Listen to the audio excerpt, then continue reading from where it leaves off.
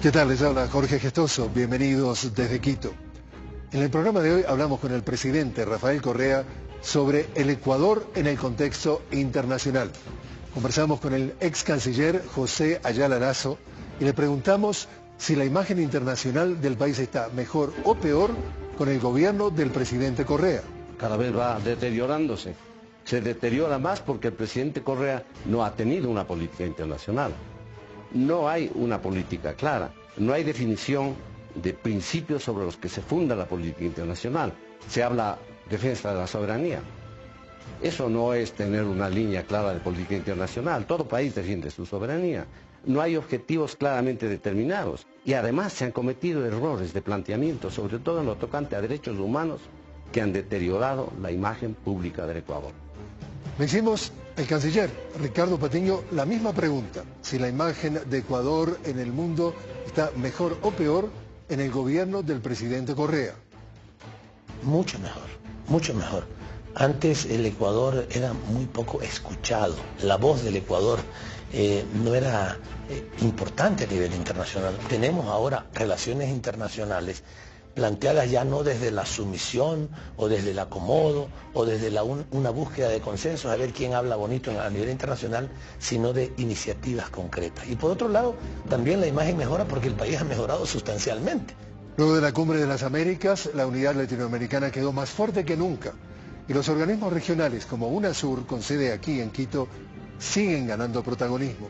Le preguntamos a la secretaria general de UNASUR, María Emma Mejía, ¿a qué se asemeja esta organización?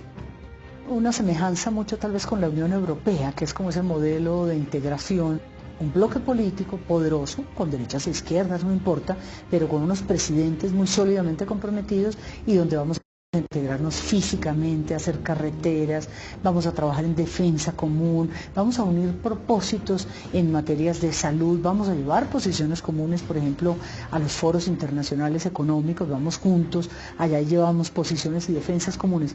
El mundo ya no es de países, el mundo es de regiones, y eso es un poco lo que yo creo que interpreta esta unión de naciones suramericanas. En Washington hablamos con la embajadora de Ecuador ante la Casa Blanca, quien evalúa la relación de Ecuador con Estados Unidos. Si usted revisa las declaraciones del Departamento de Estado en los últimos 6 meses, yo creo que revelan ese ánimo de respeto. No necesariamente es así en el Congreso, lo tengo que reconocer. En París hablamos con Ignacio Ramonet, que transcribe las palabras de un bloguero, actor de la Revolución Tunecina, quien se muestra decepcionado por la actitud de la izquierda latinoamericana, incluyendo Ecuador, ante las revueltas del mundo árabe.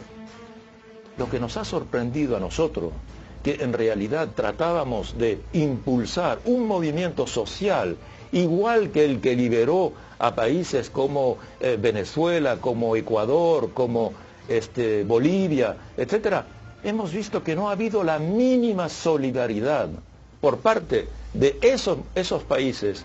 En Washington, el cubano-americano Otto Reich, exsecretario adjunto para el hemisferio occidental de Estados Unidos, a través de su organización no gubernamental America's Forum, denuncia al gobierno del presidente Correa y afirma en un artículo que el caos creado por la política de inmigración de Ecuador ha permitido a las organizaciones criminales internacionales y a grupos terroristas, posiblemente entre ellos Al-Qaeda, a potencialmente usar el país como base de operaciones con el objetivo final de golpear a Estados Unidos. También en Washington, el cubano-americano José Pertierra, abogado de inmigración, cuestiona la credibilidad de Otto Reich. Otto dirigía una oficina en el Departamento de Estado de propaganda que el Congreso de los Estados Unidos acusó de haber fabricado, falsificado información para tergiversar las noticias e influenciar indebidamente al público. No lo estoy diciendo yo, lo dijo el Congreso de los Estados Unidos. Otto tiene un largo historial de no ser muy fiel a los hechos. La relación de Ecuador con Irán ha sido y es una fuente de crítica de los sectores conservadores estadounidenses. Con fuente de agencia EFE titular, congresista de Estados Unidos teme que el uranio de Ecuador nutre programa nuclear de Irán. La congresista republicana de Estados Unidos, Ileana Ross Lehtinen, expresó Hoy su temor de que Irán obtenga acceso a las reservas de uranio de Ecuador para nutrir su programa nuclear con motivo de la llegada a Quito del líder iraní. Primera vez en mi vida que me entero que Ecuador tiene uranio, señor.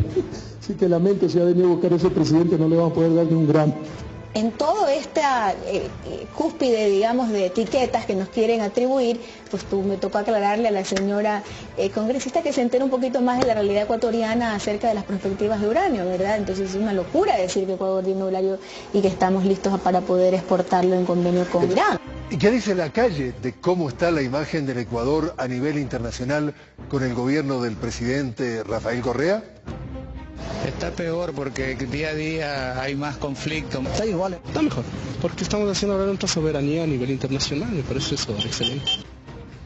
Esto y más en el programa de hoy.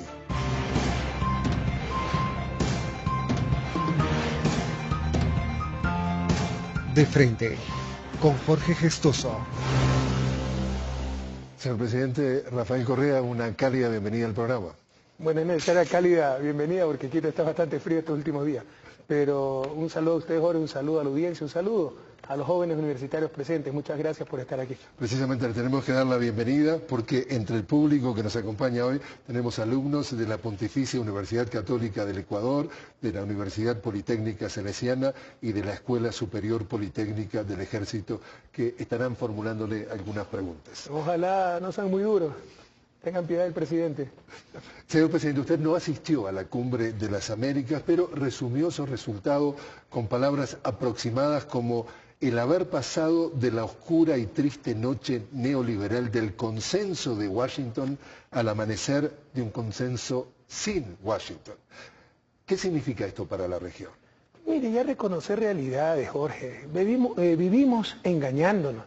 La proximidad geográfica, que estemos en el medio continente, Estados Unidos, Canadá y América, sobre todo latina, aunque también está el Caribe y algunos países anglosajones, francófonos del Caribe, no nos hace tener los mismos intereses, los mismos valores, las mismas visiones. Y eso no es malo, pero hay que reconocer esa realidad. Entonces queremos mezclar cosas totalmente disímiles y con total diferencia de intereses. Por ejemplo, sobre las Malvinas. Usted ve que Estados Unidos aliado incondicional de Inglaterra. ¿Cómo podemos los latinoamericanos aceptar una colonia inglesa en el siglo XXI en nuestras costas? Entonces es necesario crear nuestro propio foro, nuestros propios espacios, nuestros propios lugares de discusión y de resolución de conflictos y ya no forzar cosas que no caben, le insisto, porque tenemos diferentes intereses, visiones, y esto no es malo. Lo malo es no querer reconocerlo. Reconozcámoslo y hablemos claramente. Usted decía que porque no estuvo, habló más fuerte que si hubiera estado. Yo lo que dije es que algunas veces la mejor participación es no participar, y creo que la cumbre me dio la razón. La otra cara de la moneda. El pasado sábado 14 de abril, precisamente aquí en el diario Hoy, se publicó un artículo del columnista Andrés Oppenheimer bajo el título de La ausencia de Cuba en la cumbre, y se dice en el artículo textualmente: según una cláusula de la Declaración de Quebec de la Cumbre de las Américas del 22 de abril del 2001, adoptada por consenso y que los Estados Unidos invocan ahora para oponerse a la presencia de Cuba, los países participantes acordaron que el Estado de Derecho y la democracia son una condición esencial para nuestra presencia en esta y en futuras cumbres de las Américas, las únicas reuniones presidenciales que incluyen a los Estados Unidos y Canadá. El artículo agrega, dice, ¿qué pasa con la cláusula democrática de las cumbres? ¿Y qué pasa con la argumentación de los Estados Unidos de que si Cuba fuera invitada a la cumbre, no solo se le estarían violando las propias reglas de la cumbre, sino que se establecería además un precedente peligroso que llevaría a la erosión de los acuerdos de defensa colectiva de la democracia en la región? Entonces, señor presidente, la pregunta sería, ¿el cambio de posición de América Latina respecto al tema Cuba significa que ahora América Latina es más laxa de que haya un país que, según las denuncias, no representa la democracia y se trata de una dictadura comunista? Uno ya no sabe si reír o llorar con esa doble moral, ¿verdad? Primero, ¿quién define lo que es democracia? Ellos tienen en su mente la democracia liberal occidental y básicamente Estados Unidos. Pero si son tan defensores de la democracia, ¿por qué sus excelentes relaciones con China? Pues no acepten $1 de financiamiento de China. Además, pues, qué peor violación al derecho internacional, al derecho de los pueblos, que el bloqueo criminal de medio siglo de Estados Unidos. Cuando habla Andrés Oppenheimer o como se llame de estas cosas. El condenado por las Naciones Unidas, por la mayor cantidad, la inmensa mayoría de naciones del mundo. Entonces una doble moral vergonzosa ya.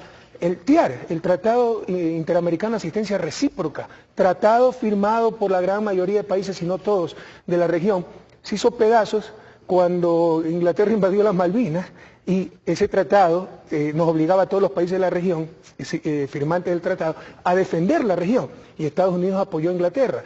¿Dónde queda ahí, pues, todos los tratados, todas las declaraciones? Entonces, a mí sí me molesta mucho, algunas veces ya sonrío para no amargarme, pero generalmente me molesta esta doble moral. Cuando le conviene, invocan los principios de la democracia, tratados internacionales, lo que hemos firmado.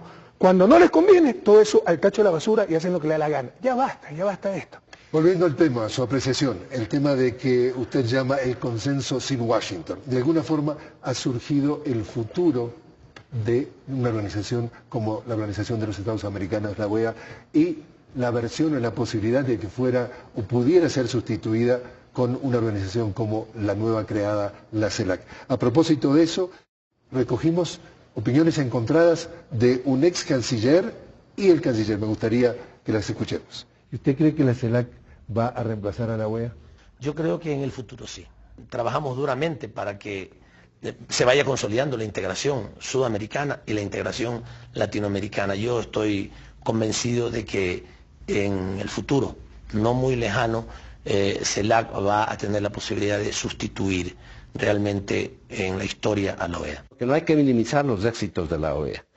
Pretender reemplazarla por un organismo que simplemente elimine la presencia de uno o dos Estados miembros de la OEA para basar en eso la efectividad de este nuevo organismo es tener una visión muy miope de las cosas. Yo creo que al Ecuador le conviene que se abra un foro de debate, de discusión solamente entre países latinoamericanos y caribeños, lo cual permitirá que haya una menor asimetría con la presencia de países como son Estados Unidos y Canadá, que forman parte del sistema interamericano. Esto no quiere decir, a mi juicio, que deba desaparecer de ninguna manera la OEA, puesto que es un foro que ya tiene una trayectoria recorrida y que tiene un enorme bagaje en cuanto a experiencias y a instituciones que pueden ser sumamente útiles. Señor presidente, ¿usted cree que la CELAC va a reemplazar a la OEA? Sí, para los países latinoamericanos. Necesitamos algo más nuestro, algo más próximo. Imagínense ir a discutir los problemas latinoamericanos, el problema de Honduras, en Washington. ¿Qué sentido tiene eso? Además, las contradicciones históricas de la OEA, no nos engañemos, la OEA ha sido un instrumento de la política internacional de los Estados Unidos. Ya le di el ejemplo del TIAR y la invasión de Inglaterra y el rol que jugó la OEA y ese tratado interamericano de asistencia recíproca, pero contradicciones insostenibles. Se expulsó a Cuba por la Revolución Cubana, pero nunca se expulsó a Chile con Pinochet. Pero también otras cosas actuales. Sistema Interamericano de Derechos Humanos, parte de la Organización de Estados Americanos, sede en Washington, y Washington no ha firmado por la Convención de San José que establece ese Sistema Interamericano de Derechos Humanos. ¿Hasta cuándo esto? Necesitamos los países latinoamericanos. Nuestra América necesita algo más nuestro, algo más propio, algo de acuerdo a nuestros intereses y visiones, y eso tenemos la esperanza que en el futuro sea la CELAC. Usted sabe que cuando era presidente, Fidel Castro dijo en Cuba que la OEA era el Ministerio de las Colonias de Estados Unidos. ¿Sigue siendo el Ministerio de las Colonias? Se ha flexibilizado un poco la posición, cosas ya tan descaradas no las vamos a aceptar en estos momentos. Nosotros estimamos mucho al secretario general de la OEA, pero es indudable que históricamente ha sido eso, que ha tenido el predominio de un país hegemónico, desequilibrante como los Estados Unidos, y que ha actuado en función de sus intereses. Y ya América Latina tiene que actuar en función de sus propios intereses, el interés de nuestros pueblos. Por eso he dicho que vive un cambio de época, del consenso de Washington al consenso sin Washington, y eso es bueno para la región. Como estábamos hablando de UNASUR, digamos que UNASUR es la Unión de Naciones Sudamericanas, se vislumbra como el gran actor regional. Y tuvimos la oportunidad de hablar con María Emma Mejía, su secretaria general, quien nos habla del papel de Ecuador en la organización y sus principales logros. Ecuador tuvo la presidencia pro tempore en el momento en que ofreció su sede. Esta es la sede permanente, el resto de la vida de UNASUR estará su sede en Quito, y la presidencia pro tempore del año 2009-2010, ¿no?, que se la apostó toda Ecuador por UNASUR, y creo que hoy paga sus réditos, porque pues aquí estaremos para siempre en esta sede maravillosa, hoy en esta casa y a futuro en la mitad del mundo. Lo que dice el señor de derecha, extrema derecha, esto son una manga de izquierdistas, que en realidad esto es un invento de Chávez, y esto es otro cuento del ALBA, de las cosas que inventa Chávez, está lleno de comunismo, son una manga de comunistas, una manga de no sé qué, y que en realidad es más de lo mismo, y nosotros, los demócratas de América Latina, la gente que creemos en la democracia, en la institucionalidad, esto es otro atentado de Chávez a nuestra región, y no queremos el chavismo por toda América Latina. ¿Qué le decimos a esas percepciones? Que están totalmente equivocados. Tal vez en algún momento pudieron pensar eso, pero hoy no. Creo que los años de UNASUR, llevamos 3 años y 5 meses, uno desde la entrada en vigor, han demostrado que esto es un proyecto muy serio de integración, que es un proyecto que más allá de las ideologías, y sí que son distintas, cuando ni siquiera digo el presidente Santos hoy, pero el presidente Álvaro Uribe Vélez de Colombia, que no es propiamente un caracterizado izquierdista, firmó el Tratado Constitutivo, firmó el Consejo de Defensa Suramericano, Santos siendo ministro de Defensa. Así que yo le diría que hay una equivocación, y que ya creo que el paso del tiempo, mi propia presencia aquí, la paz política que tenemos y la búsqueda de integración real van mostrando que esto es un proceso irreversible, es un proceso ciudadano, es un proceso de una región que es una de las más poderosas hoy del mundo. Y estamos aquí para quedarnos, para los de la derecha, para los de la izquierda, y para buscar un mensaje de una Suramérica que tiene una identidad común y tiene un propósito político como región frente al mundo. Entonces, señor presidente, sin hablar del Banco del Sur, que vamos a hablar en un detalle, cuéntenos el rol que ha tenido Ecuador en UNASUR y qué puede esperar Ecuador y el ecuatoriano de esta nueva organización y su futuro. Bueno, un apoyo más, un aporte más para UNASUR, que no nos queremos ni líderes ni nada por el estilo, pero nuestra convicción, por ahí escuchaba que no tenemos principios de política internacional, no, que no les guste esos principios es otra cosa, porque hay un entreguismo, hablaba de que todo país defiende su soberanía, entonces ¿por qué aceptar una base extranjera? Pues en el suelo patrio, si defendíamos la soberanía. Entonces lo que pasa es que no les gusta la política, eso es otra cosa, pero tenemos principios muy claros, y uno de ellos es la integración latinoamericana, crear la patria grande, que Jorge, en el siglo XXI ya no es un deseo, ya no es un sueño, es una necesidad de supervivencia. Solo juntos podremos enfrentar exitosamente el futuro. Entonces, Ecuador es un convencido, con el Gobierno de Revolución Ciudadana, de la integración latinoamericana y en este caso sudamericana. Ojalá algún día lleguemos a la integración latinoamericana, y por eso hemos apoyado decididamente la UNASUR. Entonces, ¿cuál es el rol de Ecuador? Un actor, no diría decisorio, mucho menos, pero totalmente convencido de la necesidad de integrar nuestros países. ¿Y cómo va a ayudar al ciudadano de a pie en Ecuador UNASUR, si de alguna forma lo puede ayudar o le puede cambiar la vida? Pero, por ejemplo, en el concierto internacional, juntos, actuando juntos, podemos defender mucho mejor los intereses de la región y evitar todos los abusos que ha habido históricamente. Coordinar políticas, se desperdician muchísimos recursos. María Emma ha vislumbrado algunos puntos, pero nuestra región es una región extremadamente rica, pero hay países que tienen excedente de energía, otros países que tienen déficit de energía. Y estamos planificando la interconectividad a nivel regional para que los países que tienen excedente de energía puedan suministrar energía a aquellos que tienen déficit y la región sea autosuficiente. Y cada país de la región en general, como región autosuficiente en energía. Conectividad. La nueva arquitectura financiera para que la plata no se vaya al primer mundo a financiar a los países desarrollados y nos presten esos mismos dólares a tasa de interés del 7-8% cuando nosotros estamos recibiendo de rendimiento 0.5, 1%. Que esa plata quede aquí por medio de la nueva arquitectura financiera, Banco del Sur, Fondo Regional del Sur, los mecanismos de compensación comercial, y sirvan esos recursos ya no para el primer mundo, sino para nuestro desarrollo. Precisamente María Emma Mejía nos decía, y no pudimos tener el tiempo suficiente de poner parte de lo que conversamos con ella, decía, hoy por hoy Sudamérica es una potencia mundial y tiene todos los recursos que en el futuro el resto del mundo va a necesitar, el agua potable, los recursos energéticos, definitivamente los minerales, es decir, Hoy por hoy, Latinoamérica, en vista del futuro, y especialmente Sudamérica, estamos mejor plantados en el concierto internacional que nunca. Sí, pero debemos plasmar de mejor manera esa integración, para también tener políticas coordinadas. Por ejemplo, política de defensa. ¿Usted sabe cuánto se ahorraría en lugar de que cada país tenga su ejército, su propia política de defensa, tener una política de defensa común, un tratado de defensa a nivel regional? Se ahorrarían miles de millones de dólares en gastos de defensa. Ya estamos avanzando en ese sentido. Entonces son múltiples las ventajas de actuar coordinadamente. Unidos somos mucho más fuertes. El viejo adagio, la unión hace la fuerza. Precisamente hablábamos de que uno de los pilares de UNASUR es el Banco del Sur, pensado para, como decía el señor presidente, para reducir la vulnerabilidad de la región y aumentar las inversiones usando las reservas de los países miembros de la región. Y tuvimos la oportunidad de hablar con Fander Falconi, quien dirige la Secretaría de Planificación, y profundizó sobre este tema.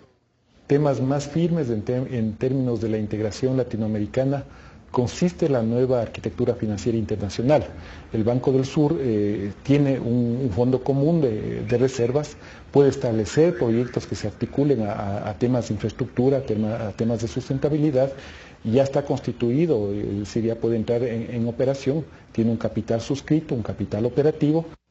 ¿Cuándo empieza a operar? ¿Y qué proyectos podría estar financiando el Banco del Sur? Estrictamente hablando, ya existe el Banco del Sur, ya está aprobado. Hay que fondearlo. La idea es lograr un capital inicial de 20.000 millones de dólares. El aporte que le corresponde a Ecuador es 400 millones de dólares. ¿Y qué proyectos va a financiar? Básicamente proyectos de desarrollo e impacto regional. Por ejemplo, la conectividad. ¿Cuánto nos falta en conectividad? ¿Qué quiere decir conectividad para...? Poder llegar de un país al otro de forma sencilla. Hace pocos días, después de la Cumbre de las Américas, me entrevistó un equipo de un canal de televisión norteamericano que estaba en Cartagena. Para llegar a Quito tuvo que ir a Miami y de Miami venir a Quito. Es más fácil ir de Quito a Bruselas que de Quito a Brasilia, pero muchísimo más fácil. Ir a Asunción es prácticamente imposible. Entonces tenemos que mejorar la conectividad si estamos hablando de integración. Pero por ejemplo también en el plano energético, para poder transmitir energía, la interconectividad. Eso cuesta miles de millones de dólares. Ese es otro de los proyectos que financiaría el Banco del Sur. El sistema regional de carreteras.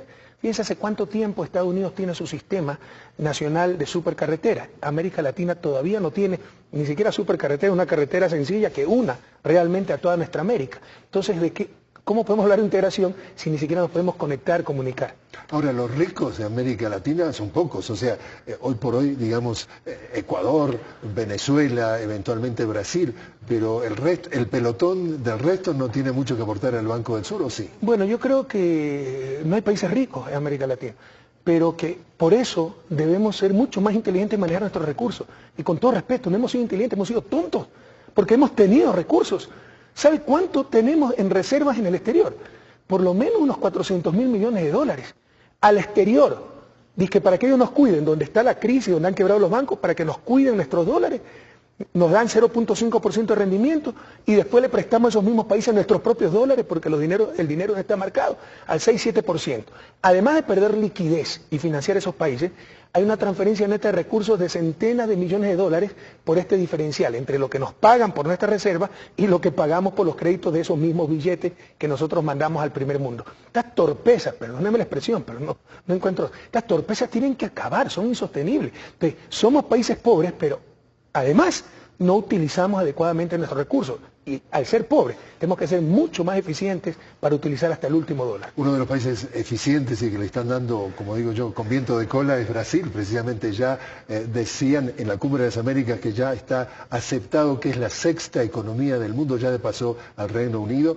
Y precisamente un actor clave en la región es, como decíamos, Brasil. Y tuvo una relación con Ecuador. Pero Jorge, con todo respeto, que sea la sexta no significa ser eficiente, porque recuerda también que tiene 160 millones de habitantes y Brasil es uno de los países en los cuales sus reservas están en el primer mundo, cuando pudieran estar sirviendo a Brasil y a la región. Eso entonces lo dejamos en el tema pendiente para los próximos programas. Y también le comento que tuvo relaciones en un momento tensas con Ecuador, Brasil. Y precisamente sobre las relaciones entrevistamos a dos ex cancilleres para ver sus puntos de vista de cómo las califican. El Brasil es un país emergente que se está convirtiendo, de hecho, en un líder mundial. Es este rato, ya lo quiera o no reconocer el Brasil públicamente, un líder latinoamericano. El líder latinoamericano. Va a ser un líder mundial, forma parte de pequeños grupos que conducen las relaciones no solo políticas sino financieras, económicas en el mundo. Ese es un hecho. El Ecuador, como país vecino del Brasil, tiene que cultivar con ese país, por historia, por interés como nación, el Ecuador tiene que cultivar los mejores vínculos posibles.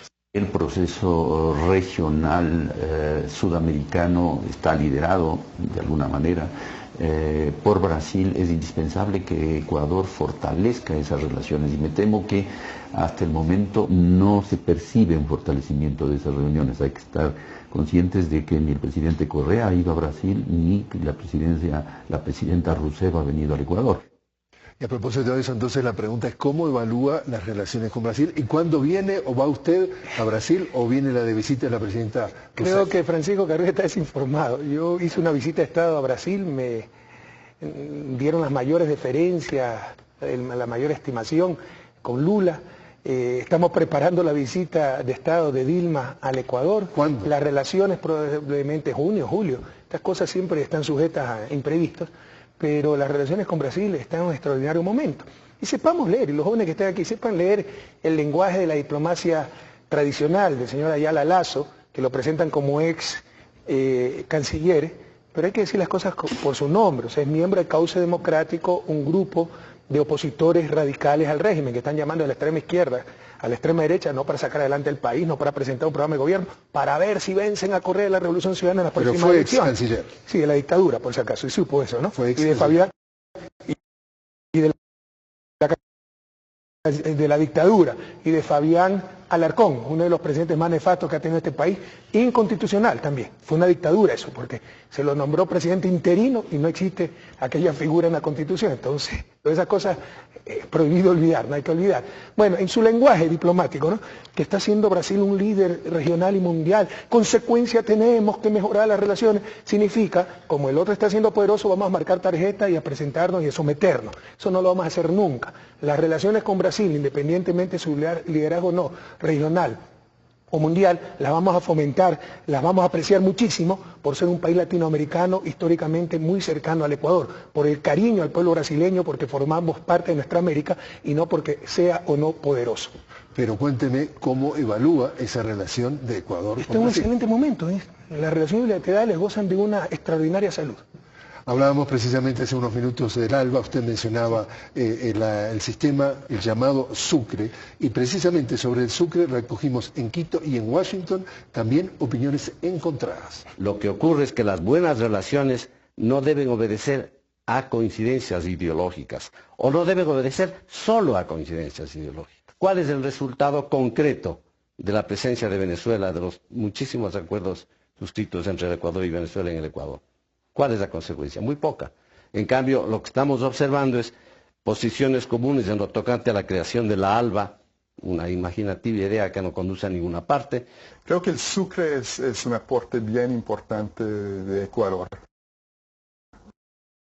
en la región.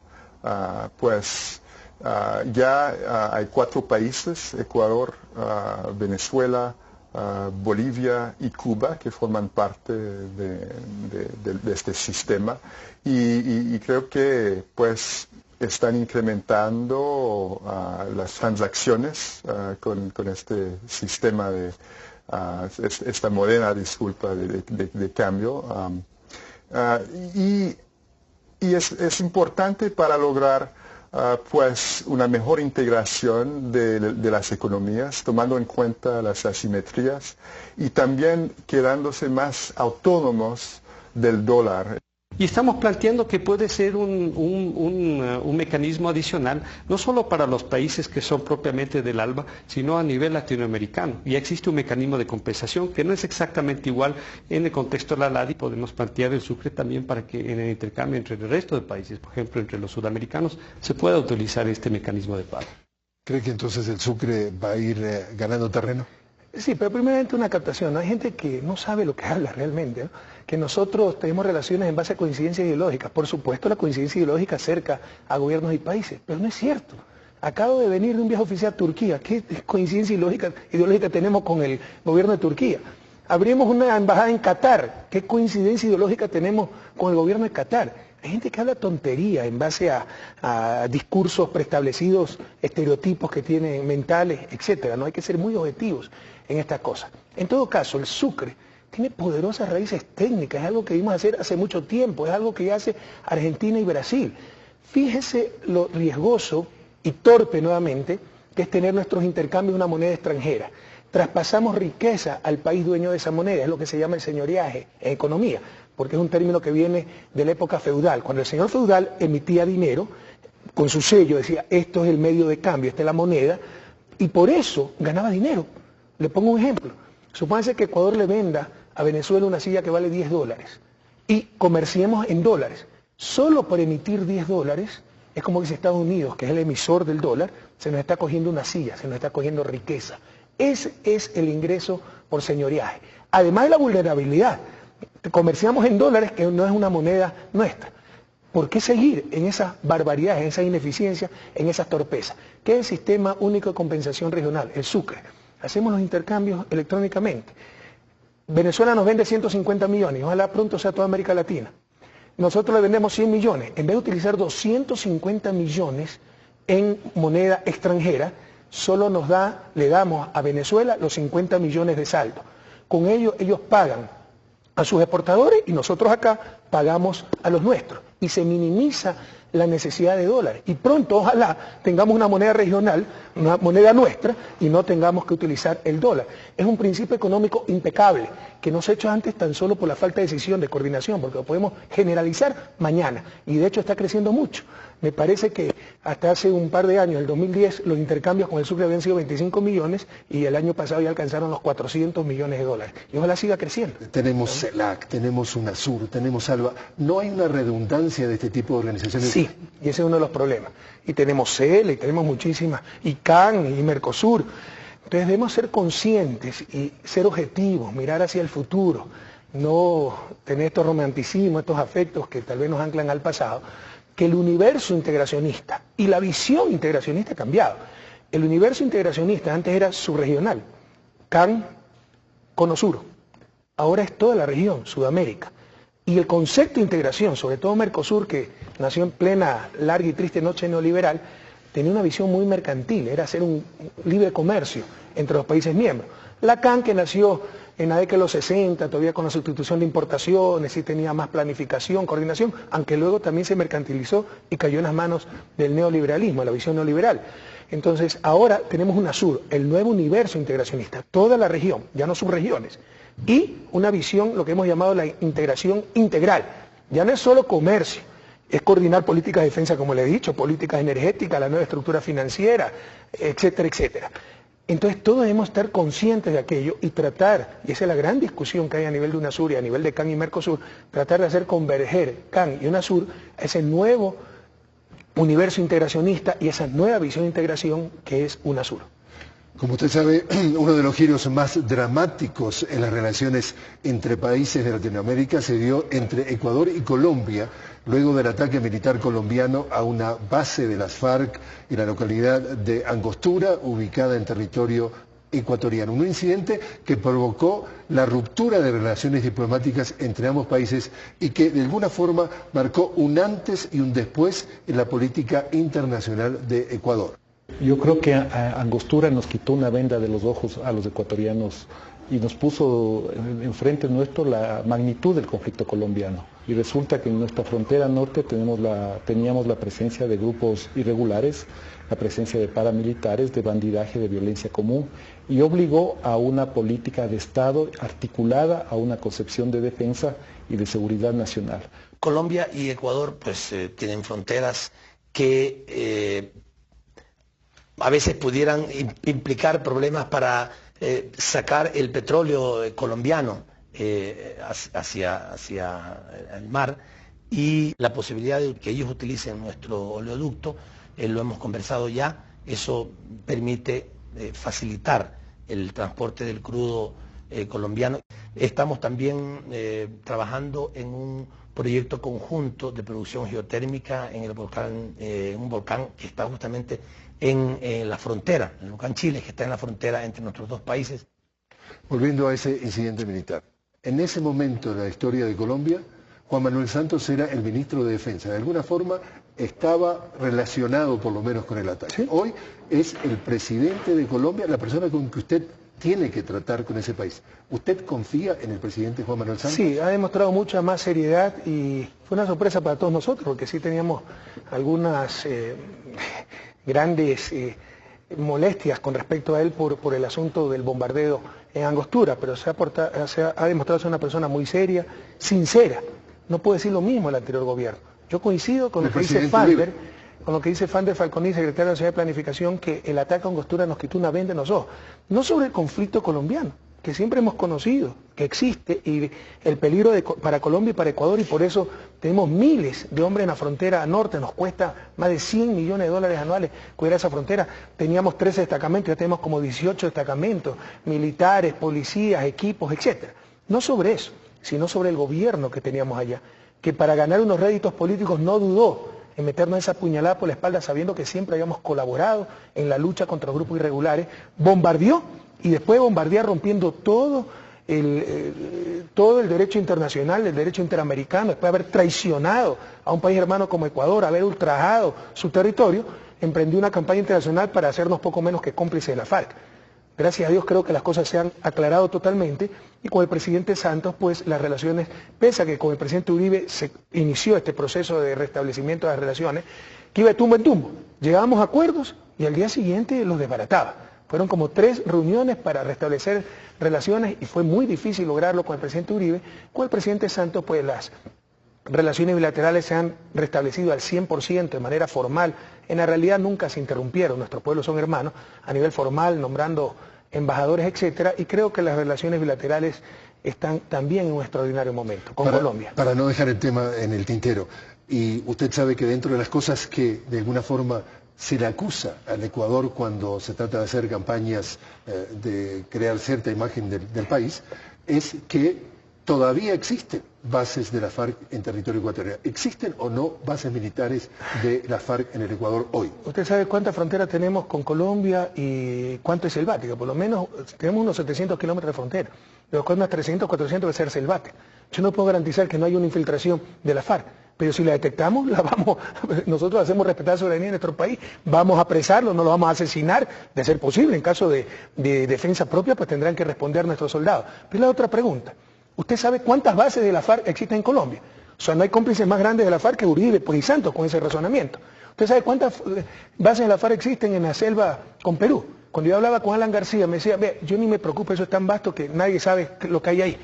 Entonces, también Perú es cómplice de la FARC. ¿Usted sabe cuántas bases de la FARC existen en la frontera con Brasil, plena selva? Entonces, resulta que Brasil también es cómplice de la FARC. Es un argumento que se cae por su propio peso, pero hasta esas tonterías utilizaron para tratar de desprestigiar al gobierno ecuatoriano y legitimar o justificar esa traición a un país hermano que fue el bombardeo de Angostura.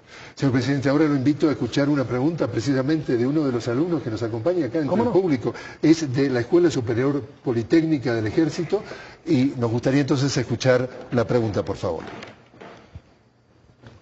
Un gusto saludarle, señor presidente. Mi nombre es Natalia Carvajal, de la Escuela Politécnica del Ejército, de la carrera de Ingeniería en Mercadotecnia. Mi inquietud es, ¿cuáles son los efectos o resultados que ha tenido el Ecuador tras tomar la decisión de no acudir a la 6ª Cumbre de las Américas? Gracias. Mire, nuestra intención no era boicotear la cumbre, no era protagonizar nada, pero sí posicionar temas y ser coherentes. No podemos tener una cumbre de las Américas sin un país americano como Cuba. ¿Por qué? Por el fastidio de otro país que se cree dueño de la región y del mundo. No podemos aceptar eso. Si lo que quieren es conversar con Estados Unidos, llámele conversatorio de América Latina, de los pobres con el país rico, con Estados Unidos, pero no le llamen cumbre de las Américas. No podemos ir a cumbres para tomarnos fotos y obviar temas tan urgentes, pero tan hasta vergonzosos, como tener en el siglo XXI una colonia inglesa en las costas de América Latina, me refiero a las Malvinas. No podemos obviar cosas como el bloqueo de medio siglo a un país hermano como Cuba, que ha costado vidas, generaciones al pueblo cubano, bloqueo condenado por las Naciones Unidas, por la mayor cantidad de naciones del mundo, que atenta contra todo derecho internacional, etc. Entonces, para irnos a tomar una foto, es mejor no ir. Nuestros pueblos se pueden cansar, y yo creo que ya están cansados, de que sus presidentes estén en tantas cumbres y ellos estén en tantos abismos. Y yo creo, sin pretender protagonizar nada, sin haber pretendido jamás que la cumbre fracase, que ha sido la mejor participación del Ecuador, porque todos los temas que posicionó Ecuador se trataron en esa cumbre. Y se llegó a un consenso, por si acaso, pero el consenso sin Washington. Y hubo poder de veto y no se pudo hacer una declaración final. Y antes de irnos a la pausa le quiero preguntar, ¿va a haber nuevas cumbres de las Américas? ¿O esta fue la última? Mientras yo sea presidente y Cuba no sea invitada, yo no participaré en ninguna otra cumbre. Señor presidente, ahora sí lo invito a hacer una pausa y cuando regresemos a hablar, por ejemplo, del estado de las relaciones de Ecuador con Estados Unidos.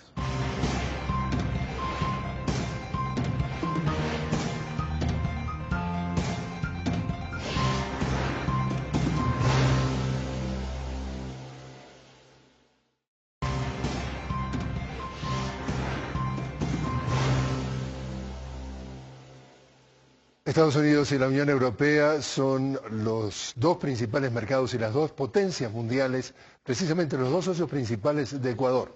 Y la embajadora de Ecuador ante la Casa Blanca, Natalie Selly, el ex canciller José Ayala Lazo y el viceministro de Comercio Exterior Francisco Rivadeneira hablan de las relaciones diplomáticas y las evalúan, también las relaciones comerciales de ambos bloques. Creo que en esta administración ha existido un cierto interés de profundizar las relaciones, como lo muestra, por ejemplo, la visita del subsecretario Valenzuela y de la secretaria Clinton en su momento a Ecuador. Si usted revisa las declaraciones del Departamento de Estado en los últimos 6 meses, yo creo que revelan ese ánimo de respeto. No necesariamente es así en el Congreso, lo tengo que reconocer. Un tratado comercial con los Estados Unidos nos es absolutamente indispensable. Yo creo que es totalmente realista pensar que podamos llegar a un acuerdo que cumpla con lo que quiere y lo que desea el Ecuador con la Unión Europea, inclusive en el proceso de este año. Con Estados Unidos es más complejo, además usted sabe perfectamente que este es un año electoral, hay otras prioridades, la política del presidente Obama y de los demócratas ha estado centrado más en la problemática interna, les ha costado mucho lograr la aprobación del Congreso norteamericano de los tratados de libre comercio de Corea y Colombia. No existe lo que antes se llamaba el Fast Track, ahora Trade Authority, por parte del Congreso americano al Ejecutivo para negociar nuevos acuerdos. Entonces, por más que nosotros inclusive planteáramos de una manera proactiva, que queremos hacerlo una vez que tengamos ya al embajador norteamericano aquí en el Ecuador, podemos plantearles la firma de un acuerdo de comercio para el desarrollo, que es lo que estamos planteando nosotros al mundo. Podemos plantearlo a los Estados Unidos, el asunto es saber si ellos están dispuestos a negociar eso. Si escuchamos lo que nos dice la embajadora Selly y lo que nos dice precisamente el viceministro Rivadeneira, aparentemente la posibilidad de hacer un acuerdo comercial con Estados Unidos va más lento que las negociaciones con Europa. ¿Cómo van entonces las relaciones comerciales con estos dos bloques, los más importantes del mundo? Muy bien, pero aquí hay una frase cliché que por repetidas ya se convirtió en verdad histórica. Un tratado de libre comercio con Estados Unidos es absolutamente indispensable. ¿Por qué? ¿Me pueden decir por qué? ¿Usted sabe cuánto significa la TPA? 50, 60 millones de dólares. Si nos llegaran a quitar la TPA y nuestros exportadores tendrán que considerar ese escenario, porque no vamos a claudicar ni someter el país, ni hipotecar el país para que nos destinan a TPA o cualquier cosa. ¿Qué es eso, señor presidente? Repítanos para la gente. Las preferencias arancelarias para ciertos productos de la región andina como compensación por los recursos que utilizamos en la lucha contra las drogas. Esto fue impuesto por Clinton, pero pronto se convirtió en un instrumento de chantaje. Si se portan mal, le quitamos la TPA. No podemos continuar así ad eterno. Eso significa 50, 60 millones. El país tiene capacidad para compensar a nuestros exportadores de alguna manera y que puedan seguir siendo competitivos. Pero se dice que es la última Coca-Cola del desierto, el TLC con Estados Unidos, que me lo demuestre. Si fuera cierto y fuera la fórmula del desarrollo, ya México sería desarrollado. Si el NAFTA tiene casi 20 años y está al lado de Estados Unidos. Entonces, por favor, ya superemos eso simplismo, eso no es verdad.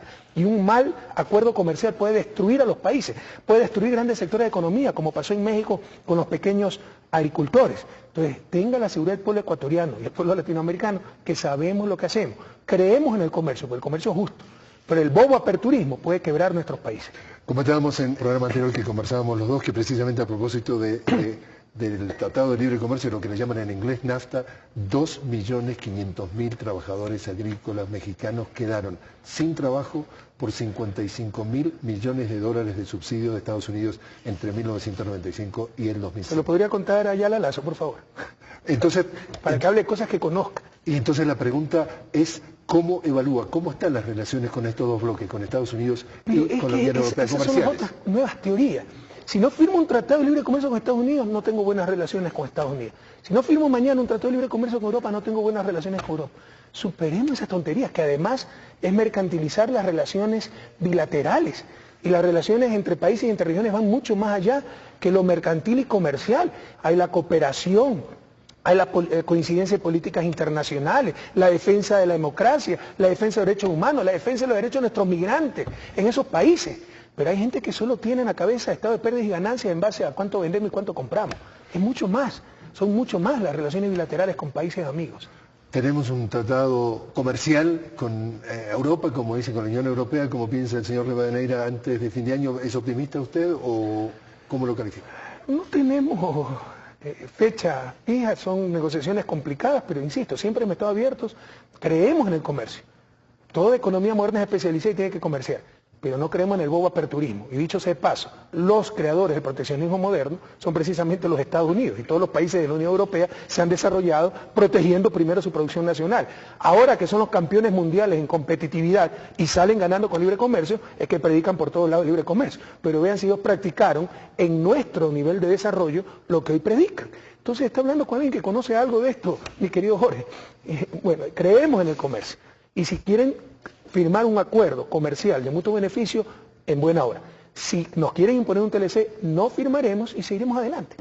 Seguimos adelante cambiando un poquito de tema, señor presidente. En París tuvimos oportunidad de hablar con Ignacio Ramonet, usted lo conoce muy bien, es el ex director de Le Monde Diplomatique, sobre las revueltas del mundo árabe. Y Ramonet nos cuenta su experiencia con un bloguero, un actor de la revolución tunecina, y cuyo seudónimo es Zeta. Ese bloguero denuncia, y Ramonet precisamente transcribe sus palabras, según el bloguero, la indiferencia y la falta de apoyo de los gobiernos latinoamericanos de izquierda a los movimientos populares en esa parte del mundo. Esto es lo que transcribe Ramonet.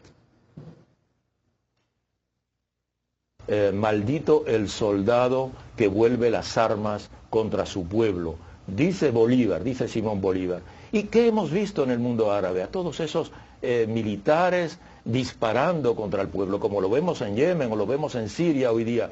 Obviamente, la solidaridad latinoamericana tenía que ir hacia el pueblo, ¿verdad?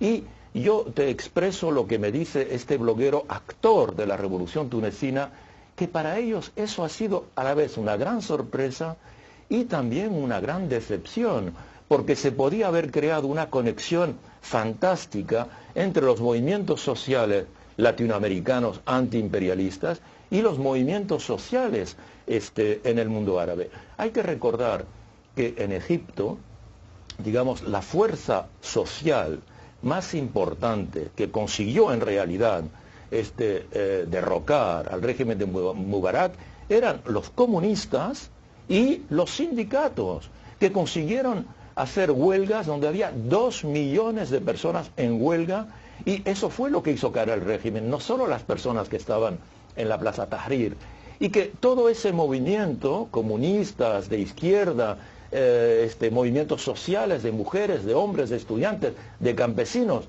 estaban esperando que, el área más progresista del mundo hoy día, que se encuentra en América Latina, expresara su solidaridad con ese movimiento. Y no hubo esa solidaridad. ¿Hubo solidaridad o no hubo solidaridad? Creo que sí, pero acogemos la crítica. Probablemente nos faltó mucho más compromiso. Hay atenuantes, hay explicaciones, ¿no? Son regiones que han estado muy lejanas. Nosotros no teníamos una sola embajada en el Medio Oriente y teníamos una en el norte de África, precisamente en Egipto. Es difícil conocer exactamente lo que está pasando, y hay mucho temor dejarse manipular, como sucedió con Irak. Acuérdense, cuando todo el mundo creía que Irak tenía bombas de destrucción masiva y gran parte del mundo aplaudió el bombardeo y la invasión de Irak. Entonces hay escepticismo frente a ciertos procesos por la manipulación que puede haber de la información. Si hemos cometido un error, además no nos sobreestimen, no créanme que ya no nos avanzamos más luchando dentro del país, luchando a nivel regional, pero de acuerdo, o sea, tenemos que expresar nuestra solidaridad con todos los movimientos de liberación a nivel mundial, y si nos faltó hacer más en la primavera árabe, como se ha llamado, pues pedimos disculpas y tomaremos los correctivos del caso. Sin embargo, sí creo que hay que separar casos. El caso de Túnez, que fue un cambio pacífico, el cambio de Egipto, que fue casi pacífico, con Libia y lo que sucede en Siria. Y ahí sí pues somos muy escépticos. En Libia, que pocos meses antes había visitado Gaddafi Francia, y fue Francia después la que lideró la invasión a Libia, de repente 4 tipos por ahí lo declararon rebeldes y a bombardear el gobierno libio. O sea, ¿qué nos garantiza que mañana los 4 que se reúnen cada jueves en la Avenida de los Chiris aquí en Quito, los declaren los rebeldes, a mí me declaren dictador, armen a los rebeldes, bombardeen al dictador y cambie todo en Ecuador? Entonces hay que ser muy cauto con esto, sin que signifique cobardía o falta de comprometimiento, pero hay que ser muy cauto porque ya ha habido manipulación. Nosotros somos partidarios de todos los cambios que cumplan con 2 condiciones y una tercera deseable, porque es difícil hablar de esto en el mundo árabe. Primero, que sea una solución que respete los derechos humanos. Segundo, que respete la soberanía de esos países. Y tercero, de ser posible, que sea una solución democrática.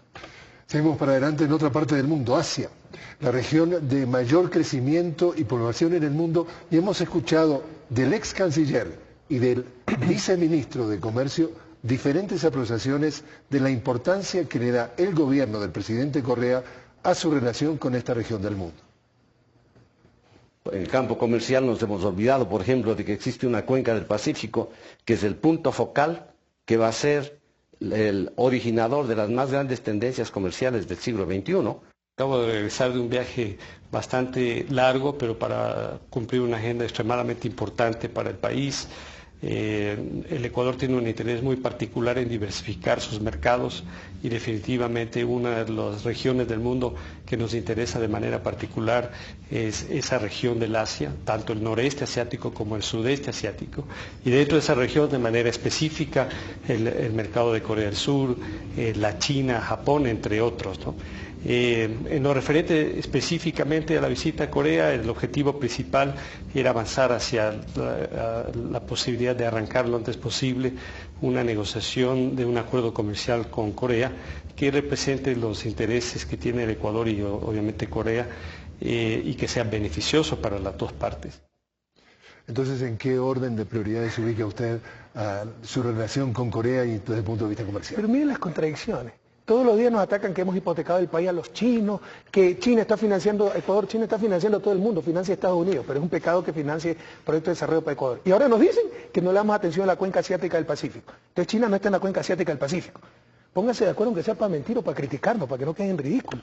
Yo he realizado visitas de Estado a China, a Corea del Sur, a Japón, por la importancia que le damos a esa región del mundo, donde está gran parte del futuro y con la cual tenemos que estrechar mucho más relaciones. Hemos abierto 3 oficinas comerciales, no había una en China, tenemos oficina comercial en Corea, tenemos oficina comercial en Japón, tenemos oficina comercial en Singapur, realicé visita de Estado a Indonesia, que está un poquito más alejado, pero que es el país musulmán más poblado del mundo.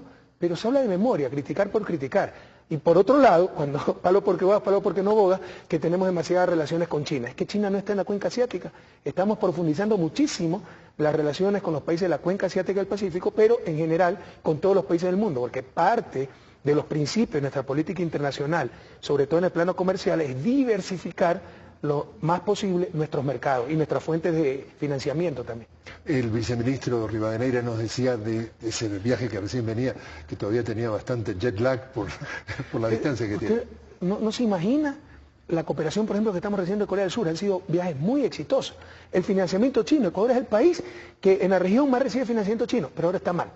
¿Por qué? Porque no son altos, coloraditos, porque tal vez no son del agrado del señor Ayala. Ya basta. Actuemos no en función de estereotipos, de prejuicios, sino en función de los intereses del país. Entonces lo que nos decía el viceministro Rivadeneira es una relación que se está avanzando de manera positiva, pero es lento establecer un acuerdo comercial con Corea. ¿Está de acuerdo que las cosas llevan su tiempo? Yo le insisto, el acuerdo comercial es deseable, pero no es la última Coca-Cola del desierto. Estoy utilizando un ejemplo imperialista, la Coca-Cola. De Atlanta, con Corea del Sur tenemos extraordinarias relaciones y extraordinarios beneficios, Por ejemplo, en transferencias, además de inversiones, ¿no? Está SK aquí mejorando, optimizando la refinería Esmeralda, asesorando en la nueva refinería del Pacífico. La transferencia tecnológica, nos están asesorando en la ciudad del conocimiento de Achay, una ciudad totalmente para Research and Development que ya empezamos a hacer este mes acá en la provincia de Imbabura. Entonces las relaciones son extraordinarias. Si además podemos hacer un tratado comercial para facilitar el intercambio entre estos dos países, en buena hora, pero no reduzcamos a eso las relaciones bilaterales. Usted, por supuesto, durante su gobierno, las relaciones con los organismos multilaterales de créditos tuvieron un giro de 180 grados. Creo que hay que hacer un parte de aguas antes del 2006. Aquí había una burocracia internacional, esa intención de que eso era un éxito para el país, cuando eso implicaba en la práctica ajustes estructurales, privatizaciones, despidos masivos de empleados públicos, restricciones en términos de la contención del consumo y la demanda agregada, en definitiva mayor pobreza y mayor inequidad, porque hay estudios teóricos y empíricos que así lo demuestran tanto en el Asia como en América Latina. El Ecuador ha recuperado las soberanías, yo siempre insisto, las soberanías en plural, no solo es un concepto de soberanía en el manejo del territorio, sino frente a nuestra relación con los organismos internacionales de crédito. En este país ya no manda el Fondo Monetario y el Banco Mundial, manda una política soberana. El Fondo Monetario y el Banco Mundial, en las prácticas que tenían, era de imposición de ciertas condiciones respecto de políticas que debían implementar esos países para que puedan ser merecedores de créditos. Si es que hay todavía esas prácticas, me parece que el Ecuador, en la situación en que se encuentra actualmente, pues no tendría necesidad de acudir a esas fuentes. Si es que puede hacerlo a través de negociaciones directas con otros países con capacidad económica para efectos de inversiones, pues no veo por qué acudir a organismos internacionales que han impuesto políticas y que por lo demás se han demostrado fracasadas, como fueron las del famoso consenso de Washington. Bueno, el señor Carrión dice acudir a otra fuente si usted tiene un plan ambicioso de inversiones. Por ejemplo, hablábamos de las supercarreteras, de las highways. Estamos hablando de eran 5.000 millones de dólares ese proyecto. Si dejamos el financiamiento de estas organizaciones multilaterales, ¿a dónde acudir? Nunca se necesitó el financiamiento de estas instituciones multilaterales. Abramos los ojos, latinoamericanos, abramos los ojos. Es lo que está pasando en Grecia. Si Grecia tiene un problema, ¿qué es lo que puede decir Grecia? ¿Por qué tiene el problema de liquidez, etcétera? Por no poder pagar su deuda. Decir, bueno, hagamos una moratoria hasta que me recupere y pueda seguir pagando, si es que es legítima esa deuda. No, es el rescate del Fondo Monetario para inyectar plata en Grecia con programas de ajuste tremendamente duros que probablemente hay que hacer algunos ajustes, pero para mejorar el bienestar del pueblo griego, no para garantizar el retorno del capital, porque eso es lo que busca el Fondo Monetario.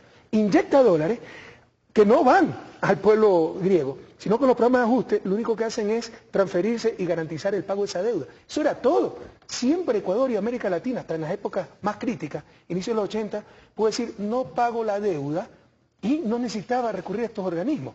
Pero como había que garantizar la deuda, sobre todo con los bancos comerciales, esto sucedió, no sabemos de memoria lo que está sucediendo en Grecia, porque sucedió en América Latina, sobre todo a inicios de los 80, vengan a darnos su ayuda, entre comillas, con todas las restricciones y sus condicionamientos para garantizar que entran por un lado los dólares del Fondo Monetario y el Banco Mundial al país y por otro lado salen a pagar la deuda a los bancos privados o a los acreedores privados que tienen tenedores de bonos. No nos engañemos, nunca se necesitó.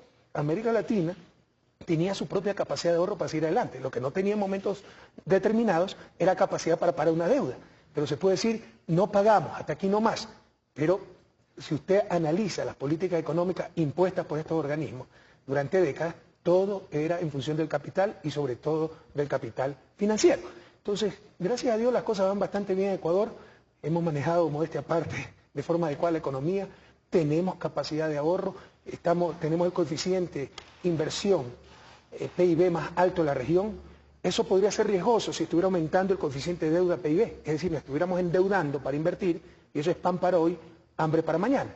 Pero el coeficiente de deuda PIB, por el contrario, es de los más bajos de la historia. Quiere decir entonces que estamos generando nosotros mismos excedentes y inversiones rentables que se recuperan rápido. Entonces podemos perpetuar este proceso de inversión. Y gracias a Dios, desde que yo soy presidente, no se parece por aquí un burócrata del Fondo Monetario, Y si quiere venir de turista, bienvenido. Si quiere venir con ínfulas de emperador, por el mismo avión lo regresamos. Pero no me contó a dónde recurrir en términos de financiamiento para estos grandes proyectos que tiene el país. Hemos estado diversificando a fuentes de financiamiento, pero ya como no vamos a rendir pleitesía a la burocracia internacional en Washington, ya es malo. Entonces, que China nos financie, que dicho sea de paso financia hasta Estados Unidos, es malo. Estamos recibiendo financiamiento chino, financiamiento ruso, financiamiento brasileño. Están operando aquí grandes constructoras brasileñas financiadas por el Banco de Desarrollo de Rusia. Entonces hemos hecho otra cosa necesaria, diversificar nuestras fuentes de financiamiento, porque es claro que para el desarrollo se necesita financiamiento. Tenemos capacidad de ahorro hasta cierto nivel nacional, pero obviamente son tantos los requerimientos, tantos los proyectos urgentes que necesita el país, que también necesitamos financiamiento del extranjero. Señor presidente, otro estudiante tiene una pregunta, de la Universidad Católica del Ecuador, y es también miembro del público. Adelante, por favor. Señor presidente, qué gusto poder conversar con usted. Mi nombre es Alberto Rengifo, soy estudiante de la Pontificia Universidad Católica del Ecuador, de la Facultad de Comunicación, Lingüística y Literatura. Y mi pregunta es, ¿cuáles son las bases políticas de gobierno para que Ecuador no pierda su competencia comercial a nivel regional e internacional, de no llegarse a ningún acuerdo con la Unión Europea? Gracias, presidente. Eso no hace perder nuestra competencia, lo que nos da mayor acceso o no en esos mercados. Bueno, estrictamente hablando, en el mercado nos permite más o menor competencia, pero no por cuestiones de productividad, sino por los aranceles que nos va a poner ese mercado. Pero mira, mi querido Alberto, en economía, como en la vida, todo es costo-beneficio. El error es creer que todo es costo-beneficio en dólares, en moneda. No, es costo-beneficio multicriterio, porque hay costos y beneficios que no se expresan en dólares, pero son más importantes que aquellos que se expresan monetariamente. Te insisto, o sea, si firmamos un acuerdo comercial con la Unión Europea que nos dé mucho más beneficios que costos, encantado para firmarlo. Pero si vamos a firmar un TLC con el cual nos pueden invadir de productos extranjeros, subsidiados, porque la Unión Europea también subsidia su sector agrícola como lo subsidia Estados Unidos, y vamos a mandar al desempleo como sucede en México, 2,5 millones de pequeños agricultores, no lo firmamos nunca. Entonces todo es cuestión de evaluar lo que se puede negociar. Sin embargo, aquí hay un pero adicional. Ecuador debe ser mucho más prudente en la firma de estos acuerdos comerciales, porque es un país sin moneda nacional. Si Colombia, si México, si Perú tienen problemas con los tratados de libre comercio que han firmado, se deprecia la moneda nacional, eso encarece importaciones, abarata exportaciones y se equilibra el sector externo.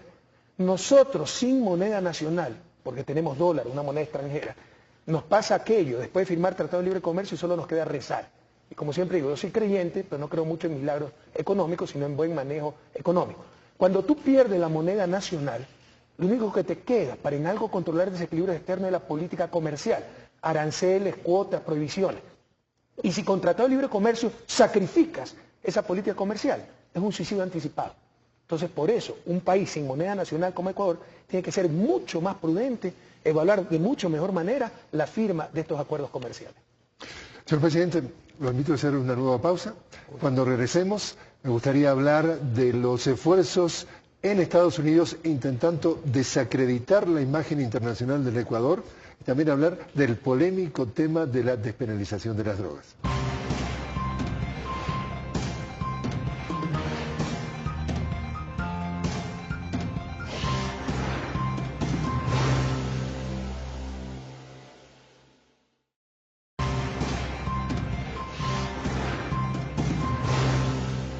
Seguimos conversando con el señor presidente Rafael Correa de Ecuador y señor presidente, le pedimos en nuestra cuenta de Twitter que nos enviaran algunos mensajes, le pedimos la misma pregunta que le hicimos también, usted verá, a parte de la audiencia, le dijimos, con el gobierno del presidente Correa, la imagen de Ecuador, la imagen internacional, ¿está mejor o peor? Le leo algunos. Dice el señor José Franco, peor, porque da la imagen de un país poco serio, un gobierno autoritario, poco abierto al mundo y carente de respeto por la seguridad jurídica. Otro comentario dice Roberto Voigenmuth, dice, es difícil evaluarlo a nivel internacional cuando los medios y las corporaciones que no favorecen su imagen han sabido legitimar guerras absurdas. Seguimos. Dice Siempre Verde, está mucho mejor y algunas de sus políticas son ejemplo a seguir por otros países. Antes éramos uno más del rebaño colonialista. Y dice Roberto Carlos, dice, pienso que está mucho mejor, porque ahora sí tenemos a un presidente que ha hecho respetar la soberanía nacional. También le cuento, señor presidente, que en Washington el cubano-americano Otto Reich, exsecretario adjunto para el hemisferio occidental de los Estados Unidos, a través de su organización no gubernamental America's Forum, denuncia al gobierno del presidente Correa, a su gobierno, y afirma en un artículo que, cito textualmente, el gobierno de Ecuador una vez más se pasó de la raya con políticas irresponsables y acciones con motivación ideológica que han creado un serio problema de seguridad, no solo a sus ciudadanos, sino a todo el hemisferio occidental. Y continúa diciendo, el caos creado por la política de inmigración de Ecuador ha permitido a las organizaciones criminales internacionales y a los grupos terroristas, posiblemente entre ellos Al-Qaeda, a potencialmente usar el país como base de operaciones con el objetivo final de golpear a los Estados Unidos. Otto dirigía una oficina en el Departamento de Estado de propaganda que el Congreso de los Estados Unidos acusó de haber fabricado, falsificado información para tergiversar las noticias e influenciar indebidamente al público. No lo estoy diciendo yo, lo dijo el Congreso de los Estados Unidos.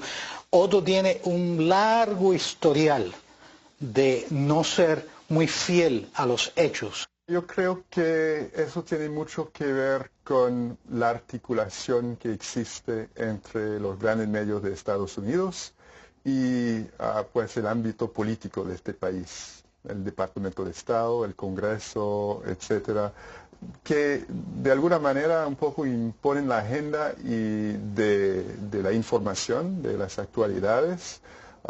Ellos escogen un poco pues las noticias que consideran merecen de ser destacados y en muchos casos pues entonces el Departamento de Estado, por ejemplo, va a centrarse en el éxito de algún país, de un país aliado, y no toca tanto pues un tema positivo en países donde no gozan de relaciones tan buenas. Y eso se refleja mucho en la cobertura mediática en este país.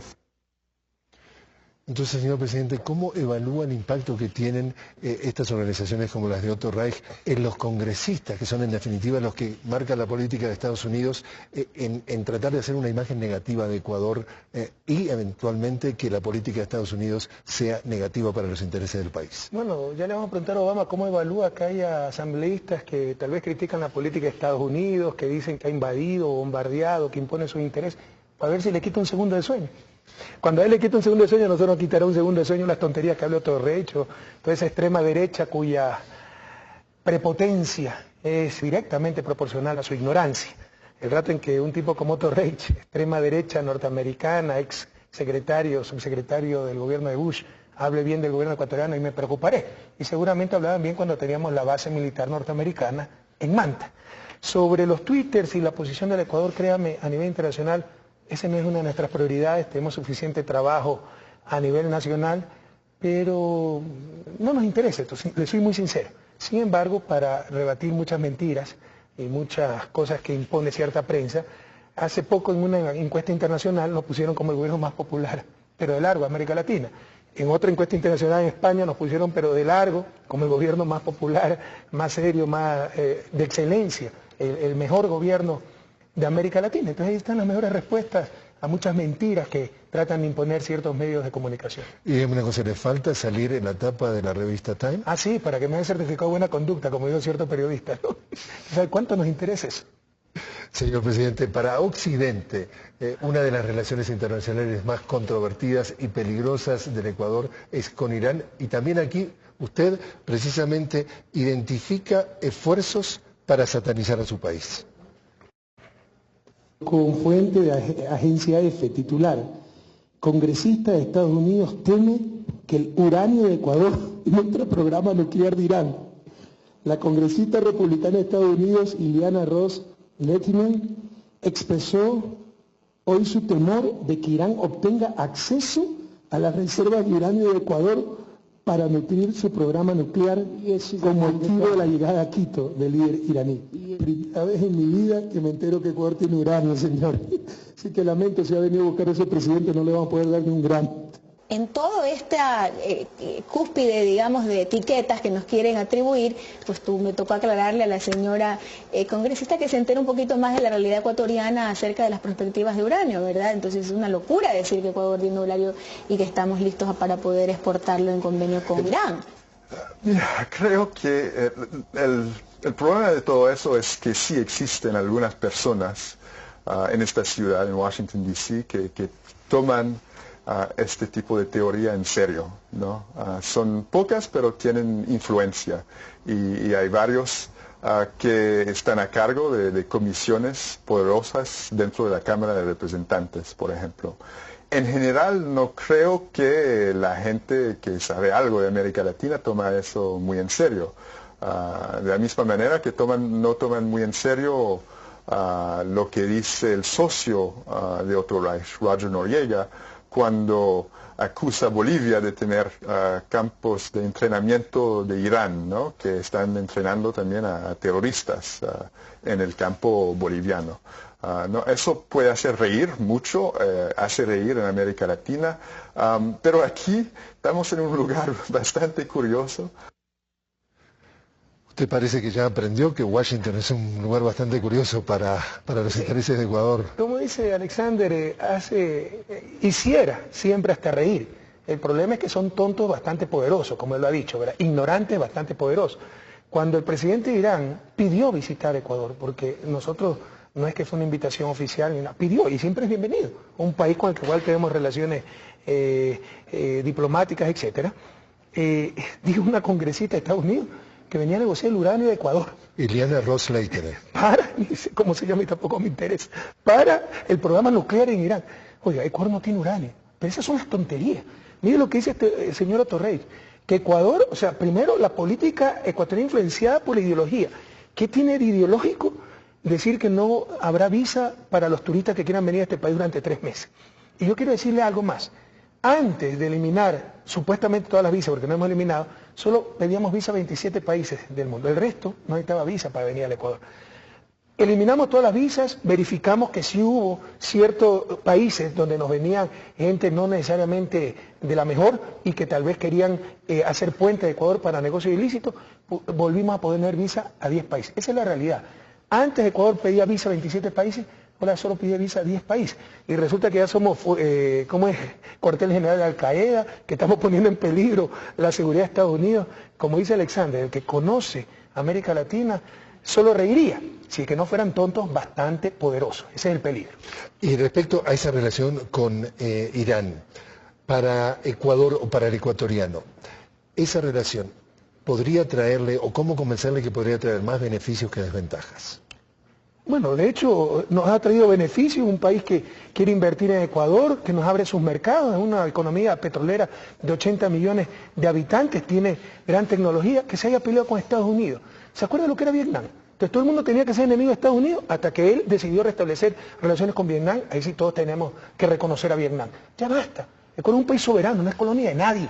No le vamos a pedir permiso a nadie para establecer las relaciones soberanas, dignas, de mutuo respeto con los países que queremos. Cambiamos de página. Y el presidente de Guatemala, Otto Pérez Molina, precisamente puso en el tapete en la reciente cumbre de las Américas el tema de la despenalización de las drogas. Un flagelo que cada vez toca más a toda nuestra región latinoamericana. El Ecuador dejó de ser exclusivamente un país de tránsito y bodegaje. Hoy día, gracias a la dolarización, también es de lavado.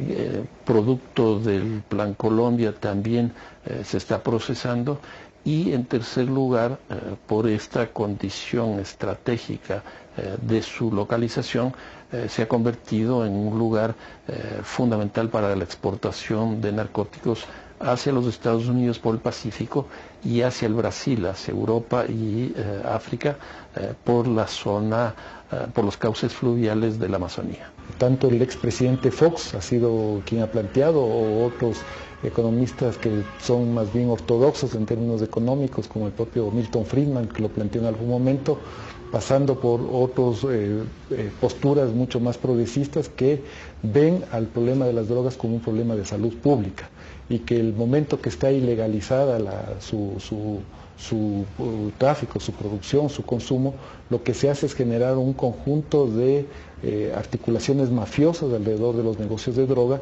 que con la despenalización permitirían destrabar estas redes de tráfico de mafias y lograr establecer problemas o ubicarle como un problema de salud pública. ¿El presidente Correa está a favor de la despenalización de la droga? Hay que cambiar radicalmente la estrategia en la lucha antidroga. Lo que describe Fernando es uno de los, él es un analista muy objetivo, pero es uno de los argumentos para atacar este gobierno, que nosotros somos muy permisivos con el tráfico de drogas. Por favor, con todo respeto a Colombia y Perú, estamos en medio de los dos mayores productores de droga del mundo. Ecuador no tiene una hectárea de droga porque hemos sido muy exitosos, controlamos todo nuestro territorio. Pero es un flagelo internacional. Miren lo que está pasando en México, en la propia Colombia, con los miles de millones que anualmente le dan los Estados Unidos. Y aquí también hay una doble moral. A los gobiernos los expulgan hasta la última cuenta de su presupuesto, etcétera. Pero por ejemplo tenemos una serie de ONG, fundaciones, que nadie sabe de dónde viene su financiamiento. Entonces tenemos que tener controles mucho más estrictos. Hay el sigilo bancario en los paraísos fiscales. ¿Por qué no se hace nada contra eso? Donde ahí también hay lavado y hay plata de muy cuestionable origen. Porque por ejemplo, vaya a ver los paraísos fiscales en América, son ex colonias inglesas, parte todavía del Commonwealth. Entonces ahí no hay que meterse, hay que bombardear nada más a los países latinoamericanos donde los pequeños campesinos muchas veces producen droga. Hay que cambiar radicalmente la estrategia en la lucha contra la droga. Me alegro que haya presidente y expresidente de la región que empiecen a hablar frontalmente, valientemente de este problema, y siguiendo el ejemplo de los propios Estados Unidos. Si ya tenemos un precedente, el alcohol es una droga, de baja intensidad, pero es droga. Recuerde que se hizo en los, me parece en 1918, por esas épocas, una enmienda constitucional para prohibir el alcohol en Estados Unidos, la producción y consumo de alcohol, que tuvieron que derogar años después, la única enmienda que se ha derogado, porque lo que generó esta prohibición fue mafias, fue enriquecimiento ilícito, fue violencia, fue falta de control, alcohol de mala calidad, no pagaba impuestos, etcétera, y con el pragmatismo de los norteamericanos, ha sido la única enmienda de la Constitución de Estados Unidos derogada. El problema que estamos viendo actualmente de droga es exactamente análogo, con una diferencia. Los productores de alcohol eran también norteamericanos y se mataban entre ellos. Acá los productores de droga son latinoamericanos, entonces hay que bombardearlos nomás. Si repasamos un poquito lo que dice Alex Mann, él dice, estas organizaciones como America's Forum, que sistemáticamente mandan estos mensajes, por ejemplo, de que Ecuador, en el tema de las fronteras, etcétera, etcétera, él dice, hay, por ejemplo, 2 colonias de exiliados dentro de los Estados Unidos, que es la colonia de los cubanos en Miami y la colonia de los exiliados venezolanos también en Miami, en donde activamente tratan de influir en el Congreso de los Estados Unidos, en la política de los Estados Unidos, gente que ha salido de sus países, grandes problemas filosóficos con gobiernos de izquierda, en donde activamente tratan de influir la política de los Estados Unidos en relación a esos países. Y él dice, lo que está faltando es que el resto, digamos, de América Latina trate de hacer algo para contrarrestar. Eso llevado al tema de la droga. En grandes números, en grandes pantallazos, Estados Unidos, el 5% de la población mundial consume el 50% de la cocaína del mundo.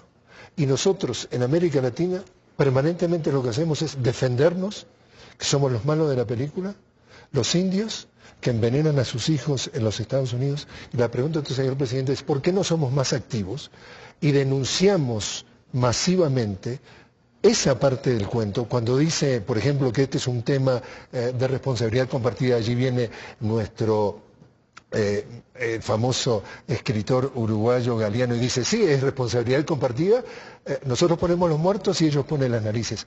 ¿Por qué no somos más activos para poner más presión sobre criticar y denunciar el consumo, que es la base de todo esto, y no tener que andar defendiéndonos de que si matamos este campo de cultivo, en el Chapare o donde fuera? Pero Jorge, es evidente, por el temor, por el miedo, pues. Eran los imperios que decían, este tema no se trata, era tema tabú. Por eso se está viviendo un cambio de época en América Latina, para que hasta alguien no tan iluminado como Fox y totalmente sumiso a los norteamericanos empiece a cuestionar estas cosas. O sea, se está viviendo un cambio de época, pero también eran los intereses en Estados Unidos. Como dice Galeano, nosotros ponemos los muertos y en las narices, y hasta por ahí algunas altas autoridades del gobierno de Estados Unidos, algunas pusieron las narices.